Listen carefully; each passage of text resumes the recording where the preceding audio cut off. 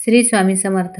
दर पौर्णिमेला सत्यनारायण पूजा का करावी हे या व्हिडिओमध्ये आपण पाहणार आहोत. जन्म देण्याचे काम ब्रह्मदेव करत असतात व जन्म ते मृत्यूपर्यंत पालनपोषण करण्याची जबाबदारी भगवान विष्णूंवर आहे आणि मृत्यूनंतर भगवान शंकर यांची जबाबदारी असते. म्हणून मेल्यानंतर मृत आत्म्यांना मुक्ती देण्याचे कार्य भगवान शंकराच्या स्थानी असते. श्री क्षेत्र त्र्यंबकेश्वर या ठिकाणी नारायण नागबली हा विधी केला जातो. आपल्या घरात पुरेसे न मिळणे, आर्थिक अडचण येणे, अन्न चविष्ट न लागणे, अन्न खाऊन तृप्ती न होणे, महिनाभर पुरणारे धान्य महिनाभर न पुरता ते लवकर संपणे, घरात पैसा नको असलेल्या ठिकाणी खर्च करावा लागणे, पैसा घरात आला म्हणजे त्याला वाटा फुटून अनाठायी पैसा खर्च होणे, सतत 12 पौर्णिमेनंतर त्या व्यक्तीचे वरील प्रश्न बऱ्याच अंशी सुटलेले असतात. बरेच चांगले अनुभव लोकांना आलेले दिसतात. याचे कारण असे की आपण जी सत्यनारायण पूजा करतो ती धान्याची पूजा असते. जुनी मंडळी अशी म्हणतात की घरचं धान्य सरत नाही व विकतचे धान्य पुरत नाही, कारण विकतचे आणलेले धान्य आपल्या घरी आल्यानंतर आपण ते खाल्ल्याने जाणकार मंडळी असे म्हणतात, ओकलेलं खाल्लं तर एक वेळेस ते चालेल, परंतु टोकलेले अन्न खाऊ नये. जैसे खावे अन्न वैसे उपजे मन. या सर्व गोष्टी आपल्या कुटुंबावरती वाईट परिणाम करू शकतात. घरातील माणसे एक विचाराने न राहणे, घरात अन्नधान्य पैसा पुरेसा न पडणे, या सर्व गोष्टीचे मूळ आपल्याला या ठिकाणी दिसून येते.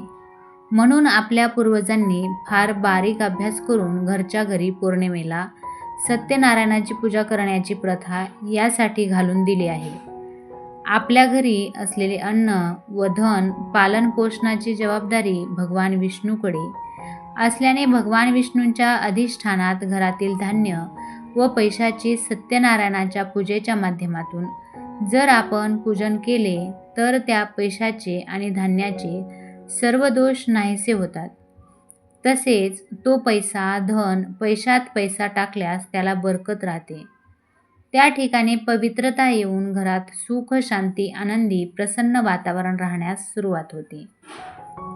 ऐश्वर्य धन संपत्ती यांचे मालक विष्णू व माता लक्ष्मी देवी यांच्या कृपाप्रसादासाठी घरच्या घरी पूजा करावी.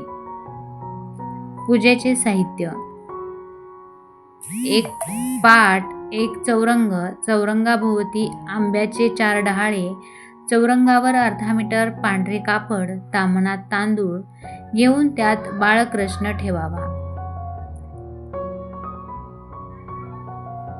3 सुपाऱ्या विड्याच्या पानावर ठेवाव्यात.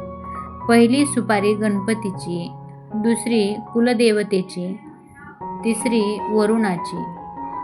वरील पद्धतीने मांडणी करून सर्वांची पंचोपचार पूजा करावी. नंतर रव्याचा प्रसाद करून नैवेद्य दाखवून सत्यनारायणाची पोथी वाचावी. पोथी वाचून झाल्यानंतर अन्नाचा नैवेद्य दाखवावा. आरती करून प्रसाद वाटावा. हा प्रसाद कुटुंबातील व्यक्तींनीच खावा. बाहेरच्या व्यक्तीला प्रसाद देऊ नये, नातेवाईकांना सुद्धा देऊ नये. यानंतर पूजेतील उरलेले गहू तांदूळ त्या धान्यात टाकावे. यामुळे धान्याचे दोष नाहीसे होऊन ते पवित्र होतात.